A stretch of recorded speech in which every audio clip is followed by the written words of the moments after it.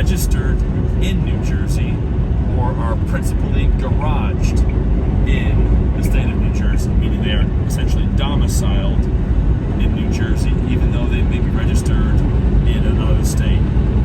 Like, for example, if Werner had a terminal in Camden, New Jersey, for example, and they had a selection of trucks that were registered, obviously Werner's going to register their trucks in Omaha, Nebraska, or at least the state of Nebraska, with Nebraska plates, Nebraska and everything. But if they have a bunch of drivers who are officially based and domiciled in New Jersey, with trucks assigned to them in New Jersey, then it would not surprise me at all if Werner would have to have those specific trucks covered by $1.5 million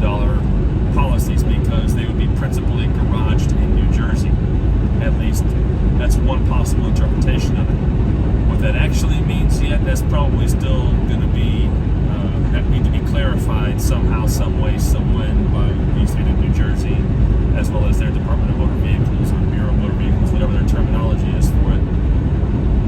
What that means for trucks that are not registered or in any capacity garaged or domiciled in New Jersey is that, at least for the time being, the rest of us don't have to get $1.5 million general liability coverage in order to enter and operate in the state of New Jersey. Now, that also is an unclear point, because New Jersey hasn't come out and said in definitive, clear, plain text English, yes, any truck that is required to have $1 million liability insurance anywhere else to come into New Jersey, you must now have $1.5 million of liability insurance. They don't come out and specify that, so that will eventually need to be clarified, because if I was ever to consider operating in New Jersey at some point in the future, it would be very good for me to know beforehand, okay, do I have to have $1.5 million in liability coverage, or will my $1 million liability coverage still be considered legal in New Jersey? And this does bear keeping an eye on, especially for those of you folks out there who keep an eye on regulations and follow court cases to do with trucking, and keep your ear to the ground better than I am, because this is one of those policy elements that may not remain confined to New Jersey in the long run. This may end up migrating out of New Jersey to states like New York, possibly Pennsylvania,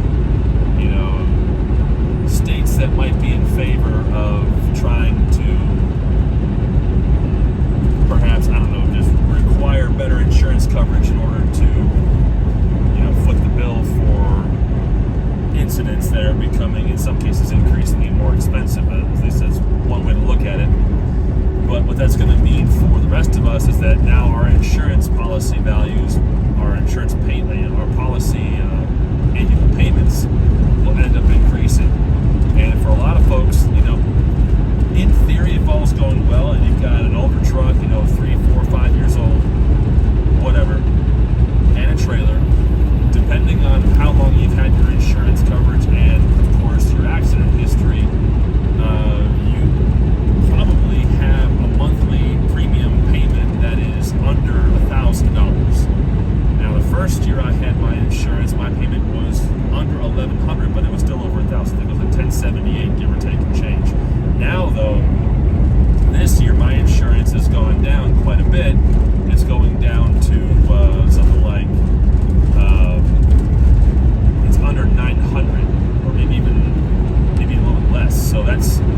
a mark in my favor. That's going to be some money saved. But even so, it's one of those things where if I wanted to operate in New Jersey and I have to comply with if I had to comply with their insurance requirement, what's that going to do to my insurance? And furthermore, is it really worth it to operate in New Jersey when I don't have a contract that brings me there on a regular basis, or I just, in general, don't typically select loads that either end in New Jersey